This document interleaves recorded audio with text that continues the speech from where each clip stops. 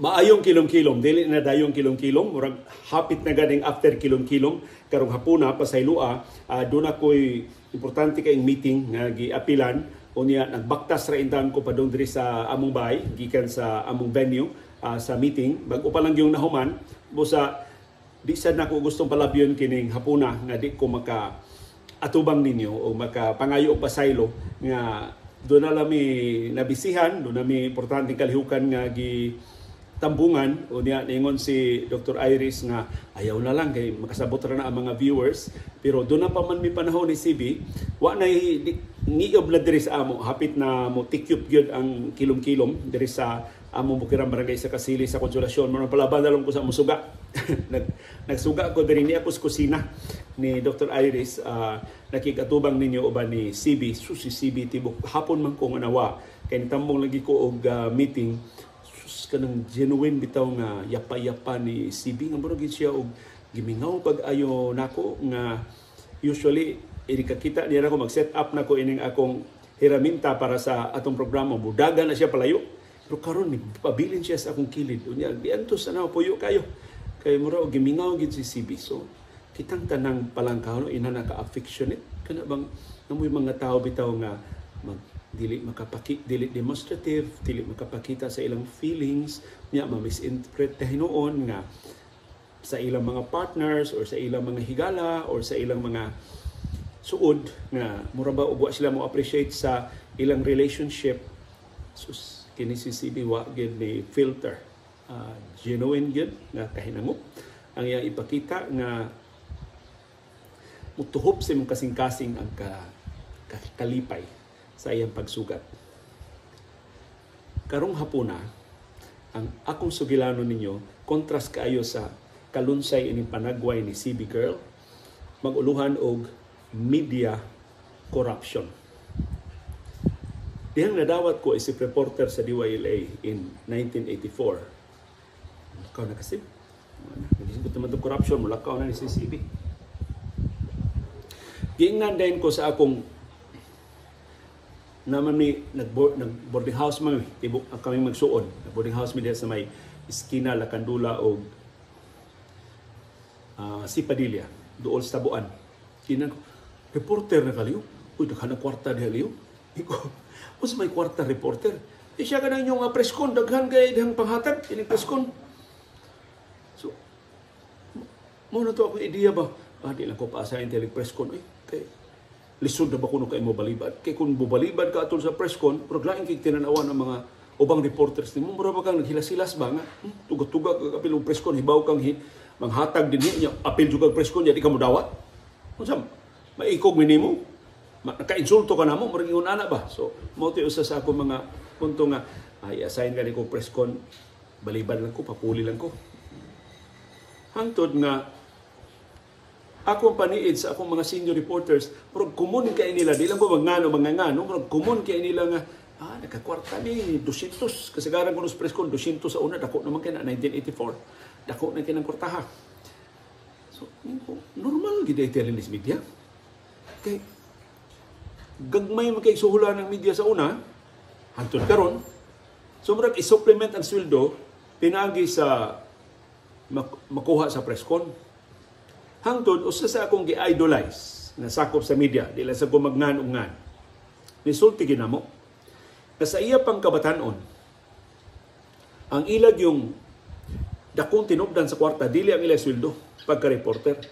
At tulno sa eleksyon, paspas naman kayo sila musuat, kay mga reporters naman sila sa newspapers, mo-offer sila sa mga managan og mayor, managan og vice mayor, managan konsyal, but usually ka na managan og mayor o gobernador. Mo ilang offeran sila serbisyo nga, Nyor, kami suwat sa imong press release o niya sabuton lang, sinimana ba ang hatag, binuwan ba ang hatag, or pakyawon tibok campaign period na pagpanghatag.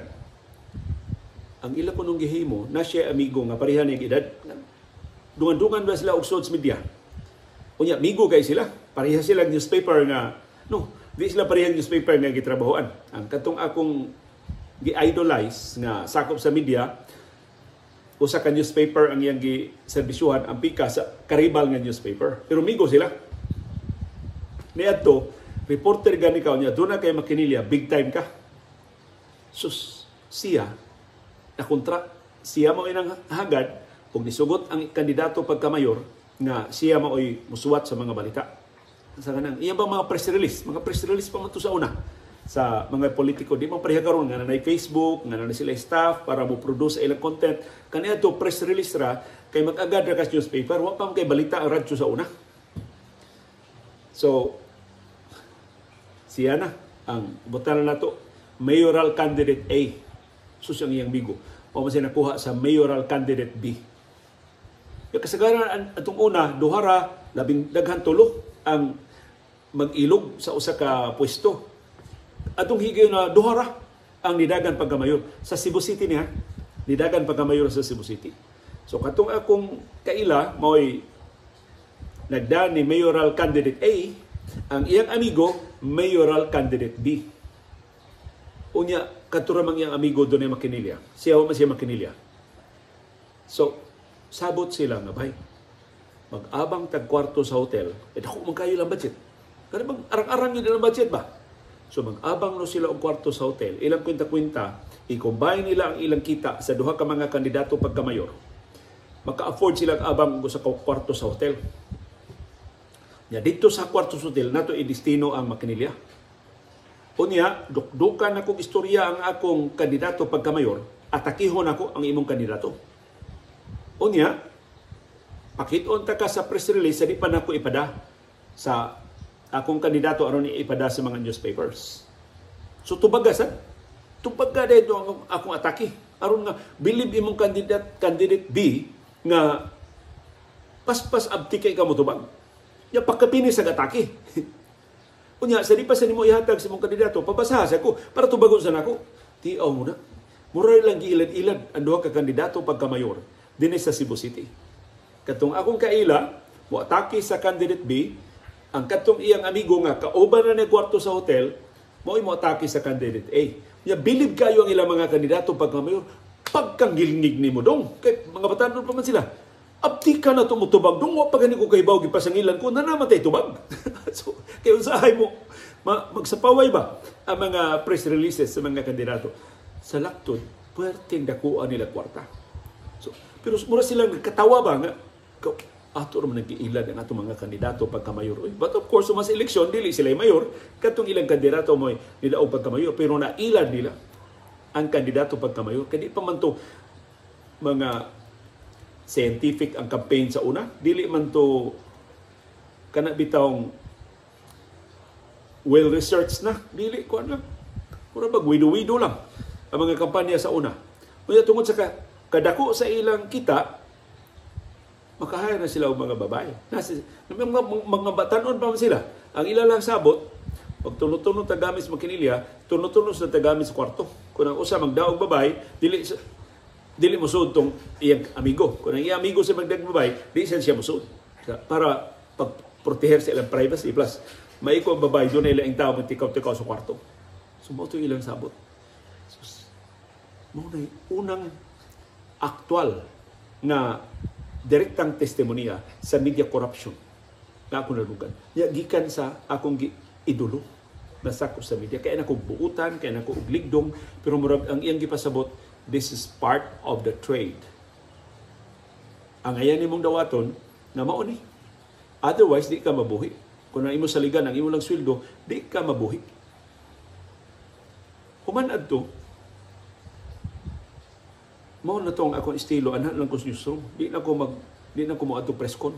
Or kung mo preskon ko, ikabantay na ko, padung na ni panghatag, mudali-dali kong excuse. Para nga, di ba malain ang akong magkaubas media ba? Ipanghatag nila, wa na ko diha. Nya di na ko mapulan o pamalibad nga hilasan sila nako. So mao na ito akong gibuhat. Sunod nga istorya ako nadunggan. Gikan sa akong mga kauban.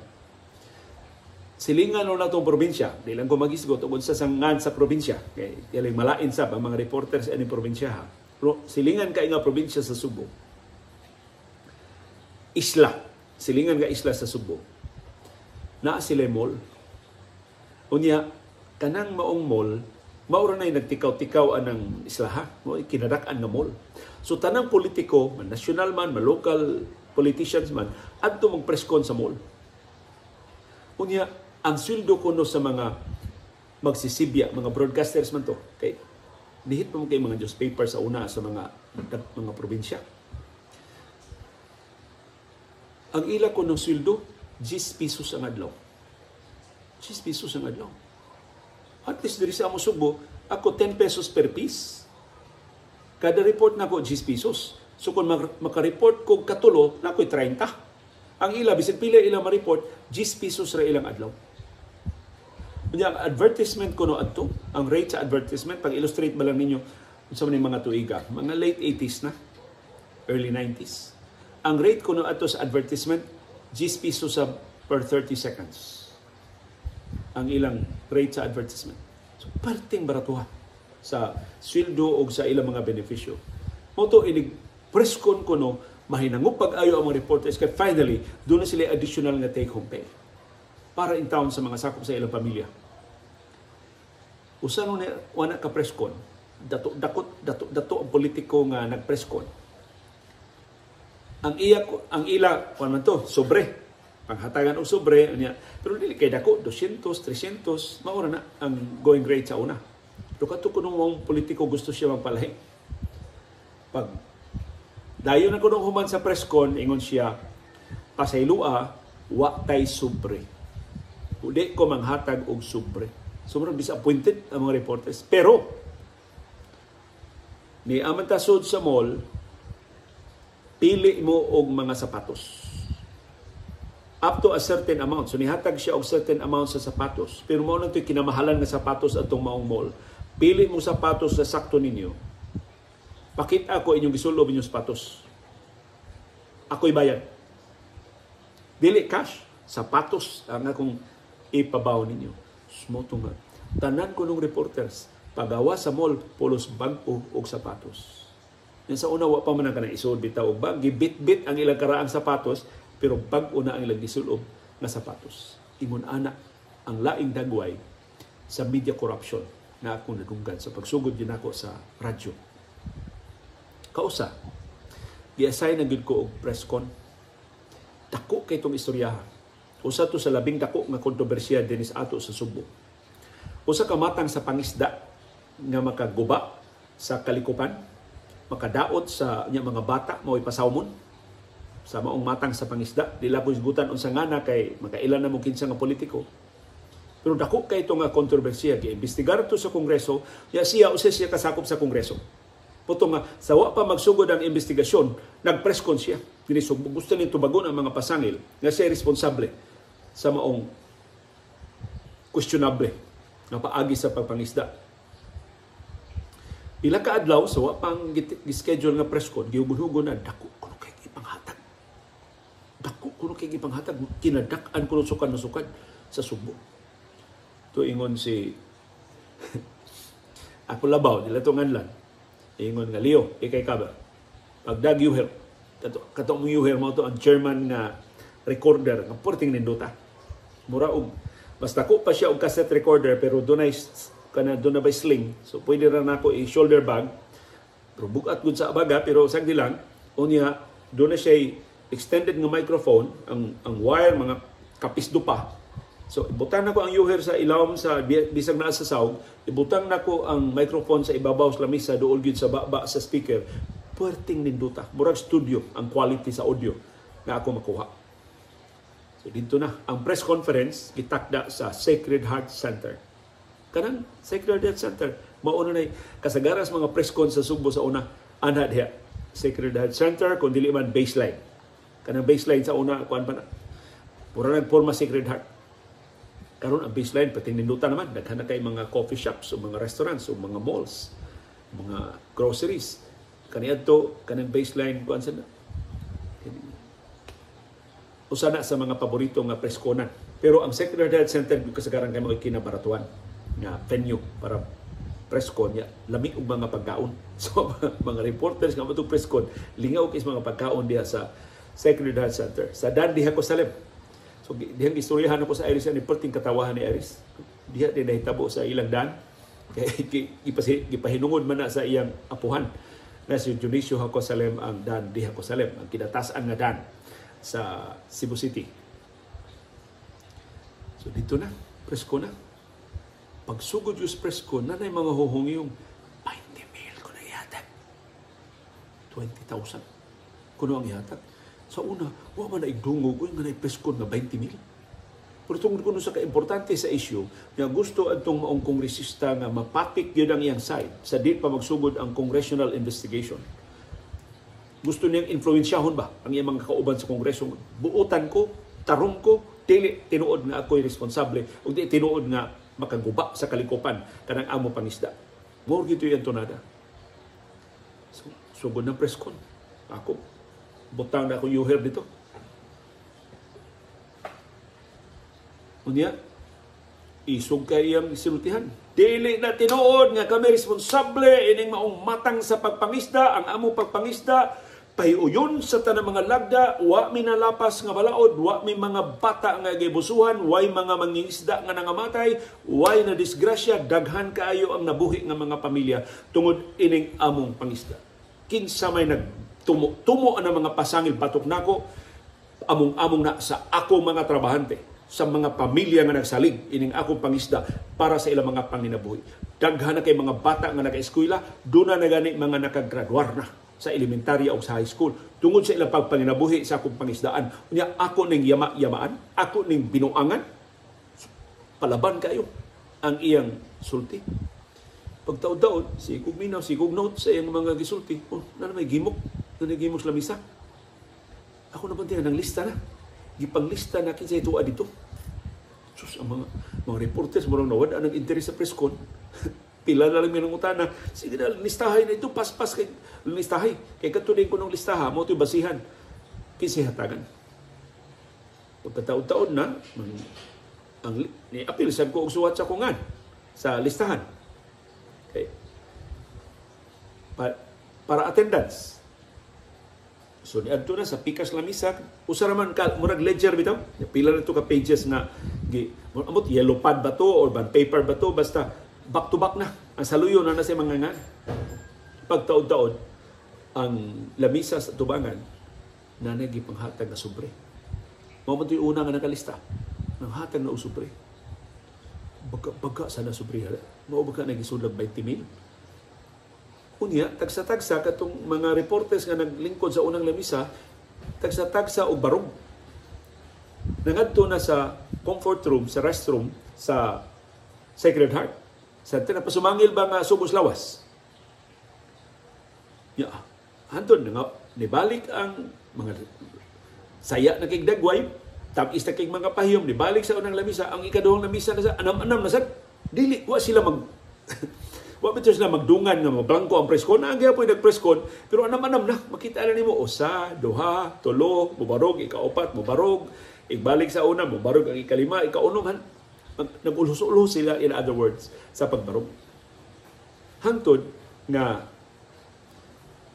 pag-abot na sa turno sa mong lamisa, mamanghatag na og sobre, pasumangil ko nga mo tuman sa dugsugos lawas. Akong gibilin akong yuher, ako lang gitugon ang may driver sa una. Ako lang gitugon ang driver nga tanaw lang dahil matagak atong microphone para magpalayon og record ang atong yuher sa presscon. Pag-adto na ko comfort room. Sus, wala ko kaandam sa kong galingon sa kong nakitaan.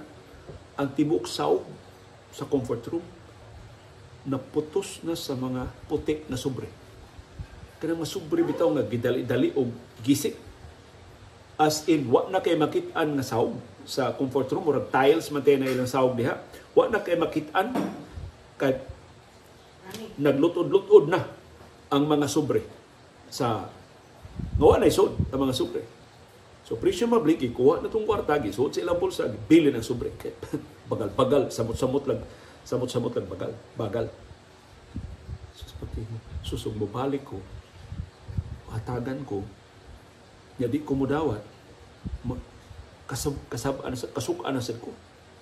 So nagdugay-dugay ko kining balik, pero ang mga diha nga akong kadungan sa comfort room, kuha na, automatic na bitaw ang ilang sobre gikan sa ilang bulsa, ilang kuhaon, Ilang kisiun sa way paghihap-ihap, isud og balik, ihansak og balik ang kwarta, usay ilang bahinon. Ang katunga diri sa bulsa sa tuo, ang katunga diri sa bulsa sa wala, nya way tingganay. Pero tamis kay mga pahiyom. Kini bang murag, ang ila lang ihat ba, kadawat na ka? Nana? Pero mubalik sila nga to sa preskon. Ito pag balabana na ako, humana sa among lamisa, tuwa na sa pikas lamisa, balik na ko. Di akong giingnan na mong driver, ato na ta. Nanan ko'y balita. Kay, babantayan nga ako mo dawat, kasabaan na sad ko. Malain na sad sila nako. So, ang feeling na mo sa una, kung dili ka mo dawat, ikay ma-ostracize. Kay pipila raman ang dili mo dawat. Mura sila hilasan nga magtanaw nimo, nganong dili man ka mo dawat? Nga, normal man nga panghitabo. Nga, wa ko musumbong sa kung kadakuan kay utro man sa sila. Nga para nila murag accepted naman na sa broadcast media nga doon naging manghatag o basta di lang malain ang ilang justification. Mudawat ka basta di lang malain ang istorya, okay ra. Wa nimo ibaligya ang imong audience. Wa ilang pero kita may di ba dahatag kag 20,000? Di ka magkilok imong unahuna nga makaako pa kag saway sa kongresista ni dawat kag 20,000? At tuod man ang mga programa sa radyo pagkahuman, Polos Aliluya sa kongresista. Nanihatag og 20,000. Kabuutan man day ni Congressman so and so. Di man day tinuod nga irresponsable ni ilang suskadaghan man day sa pamilya nga natabangan sa ilang pangisda. Wala na. Pating buutan na ni kongresista so and so. Kaya nakadawat na sila og 20,000 gikan sa presscon. Potong pagkahitabo bitaw itong sa SRP nga dunay pila to ka milyon o 4 ka milyon ka pesos nga napadpad sa SRP. Sus, makahinumdum ko sa kabaga, sa sobre, pila ka ito yung suda to. Ako, bana-bana atong mga sakop sa media, mga 30, 40, 50. Pila ko ito ka lamisa sa Secretariat Center. Times 20,000 pesos kada usa. Kaya mga ito hugon-hugon yun, ng gipanghatag. 20,000 pesos kada usa. Kadako atong kwartahan. So, pag uli na ko sa estasyon, ang sulti dayo sa ni anang mga nakadawat, siya rugway balato, siya rugway bangka, gisungog-sungog na mi ba?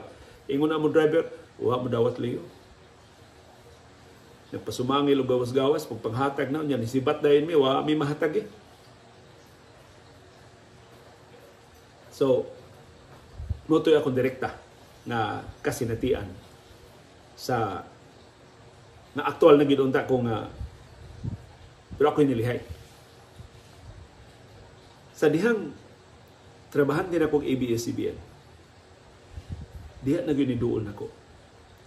Usa ka kandidato pagka kongresista sa usas mga distrito dinhi sa Subo. Dato kayo to na anak ug dato kay nga pamilya. Tag-iya o mga dagko kayo nga mga planta ang ilang pamilya. Dagan siya kongresista. Unya, tungod siyang kabatanon, moderno na ang iyang kampanya. Usa sa mga timaan moderno na iyang kampanya, nag-hire na siya og political consultancy group. Dili lang mga campaign manager, dili. Tibuok grupo yun, tibuok organisasyon yun, iyang gi-hire, aron mo'y mobilize sa iyang kampanya, mo'y muda sa iyang kampanya. Of course, mga Tagalog, mo'y nanganhi Subo o nida sa iyang kampanya. Usa sa ilang rekomendasyon ato maong grupo ug ila ring gipatuman, gipatawag ming mga komentarista sa radyo. Labi na kung aduna sa programa sa television. So giapil kong tawag dito.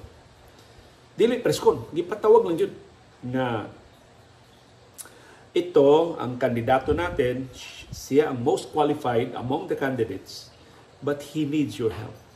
Mo ilang approach. Kinahanglan siya sa iyong tabang to communicate his platform of government, his projects and programs, his track record to the voters. Mo ilang pa sa kalye. So nungutan ako, so how could we help? Ingon sila nga, we will give you 30,000 pesos a month. You don't have to promote the candidacy of our candidate, but just mention his name. Muti la sulti. If you talk about anything, just find ways that you can mention his name. So panalitan, ila kong gihatag example. For example, you comment about the potholes in the city. Just saying, this pothole should be fixed. And I think this certain candidate has a program to fix the potholes. Murag ingon ana ba? Tanan na kung hisgutan ko no, isalingit lang angan sa ilang kandidato. You don't have to say, vote for him. Just mention his name. And mention his name at least 5 times in your program.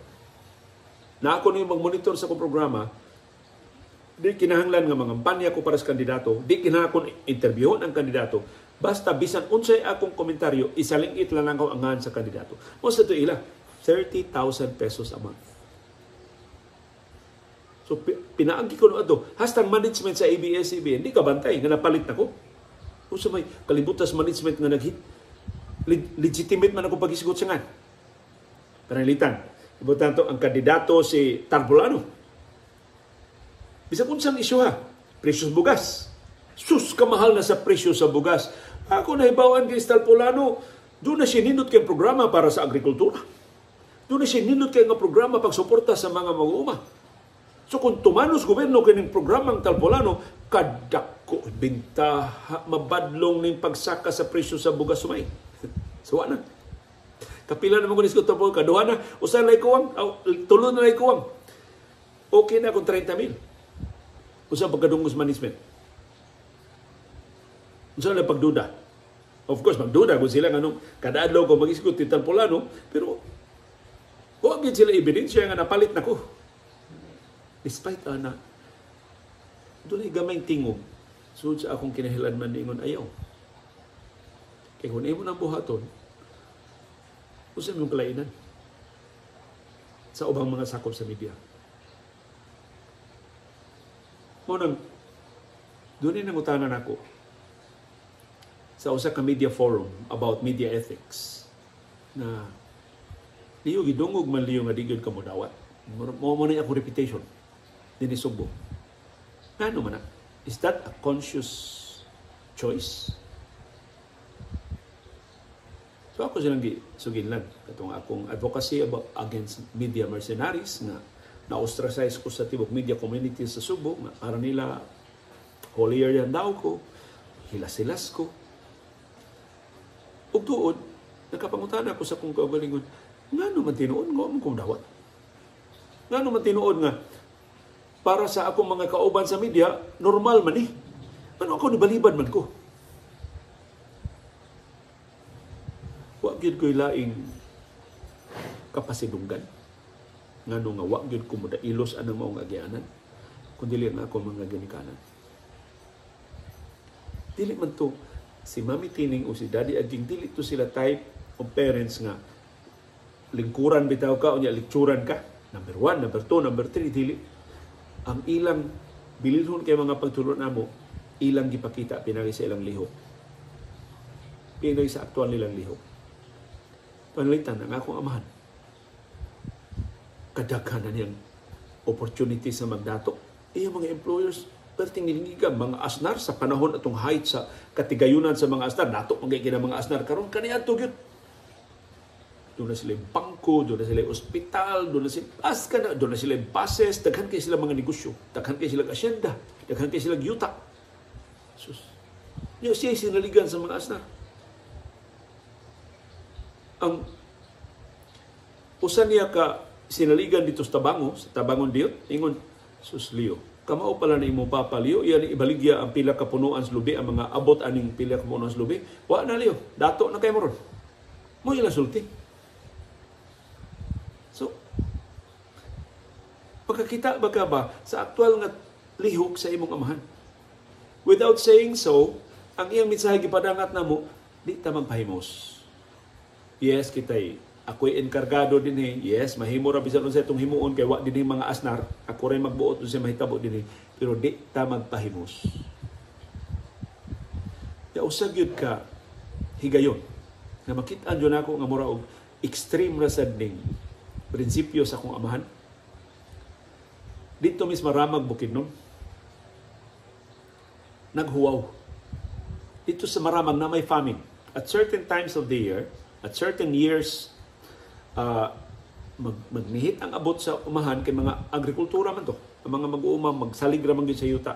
Atol sa huwaw, atol sa kusog kay bundak sa uwan nga mga latak ang ilang mga tanaman, kasagaran na mo resulta ng huwaw. Unya, kaniadto, inig huwaw, naagyoy relief gikan sa US. Katong mga powdered milk, katong mga dili bugas ang ilang ipanghatag bulgur. Panghatag silang bulgur. Kasagaran sa mga hatagikan sa US Agency for International Development, o sa patong ubang mga UNICEF o uban pa nga mga ahensya, ipaagi nila sa simbahan. Akong amahan, lay minister man. Murag siya pangu sa mga lay ministers. So, kana bitang inig pangalawat sa simbahan, usa siya sa tugyeras mga pari sa pagpakalawat. So, inana ka siya sinaligan sa simbahan. So, pagpanghatag na sa mga simbahan ng mga hinabang, ang akong amahan may mutunol. Siya, ang mga pari, siya na ibilin, pagtunol sa mga hinabang. Tingnan mo sa kong mama, apil mong linya. Kami doon bimbot, tidak ko manghod. Ipa-apil mong linya, taasa sa linya. Apil mong linya dito, hapit ng tipan na ito, pertinang inita. Dugay kaya diabot ang turno. Kuhan man. Kanabang binutan bitaw nga linya, kanawa pa'y salot-salot. O pa may salot-salot sa una. Pag abot sa mong turno, giingnan bitaw mis among amahan. Do, pamauli mo do. Pamauli mo. Baka mo'y apil. Nalain, may bimbot. Naglinya pa ang ganina pa. Siya pamauli mo. Wagid may hatagi. Skol, wawa hinuna mo. So, dito misa kong mamitining ni pauli. May hatagi, may hatagin daddy. Pag ulindad, awayon to man. Nausa man ka. Naglinya man itong mga bata, waman itong mga ngayon ni mo. Naghuwat man sila silang turno. Yung waman ko na ni mo hatagi. Resultin ni Daddy Aging, napamatay bugas. Anong ipaapil mo na ng mga bata o linya dito? Para na to sa mga wanay bugas? Anong ma-apil man dyan ka? Kasi may konsultis mga tao. Ng mga anak ni Aging ni apil o linya? Nga napamatay bugas? So, dito ko ka-realize, ilgig ang prinsipyo niya kung amahan. Dili siya preachy ba? Dili siya musulti na mo, pero tungod sa kalanog sa mensahe siyang aktual nga buhat, mo ito ni datong sa among mga kasing-kasing, mo ito nakapalig-on sa among mga mithi. So, dili to tungod sa akong kalig-on o kabubuton, dili tungod kay buutan ko, dili tungod kay nagpahilas-hilas ko, tungod to sa powerful example sa akong mga ginikanan. So, sa dihang akong amahan, may nagda sa asyenda sa mga abuitis dito sa Davao. In a year, may lang kaduha, katulo mo pakita sa ni abuitis dito. The rest of the year, siya mo tikaw-tikaw dito.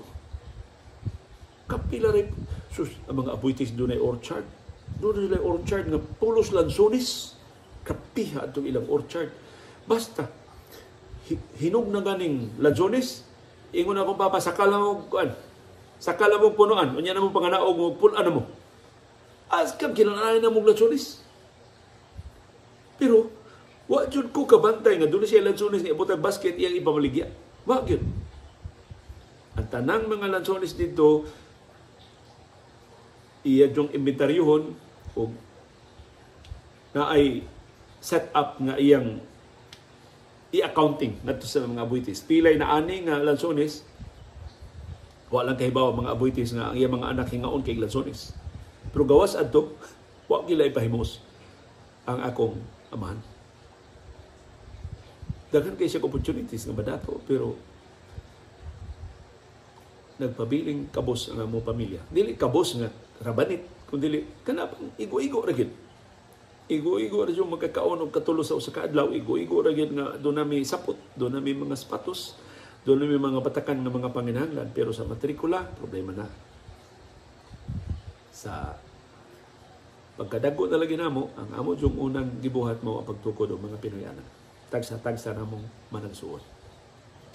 So, ngadto sa mga ginikanan, importante kaayo ang ehemplo. Yes, nindot na magkisulti ka sa imong mga anak, pero timan action speaks louder. So bisag unsa imong isulti sa imong anak, pero sukwahi ang imong buhat niya makitaan, managlahi ang mensahe na iyang mahibawan, na iyang makuha. Almost always, ang aktual nimong buhat mo'y iyang sundon.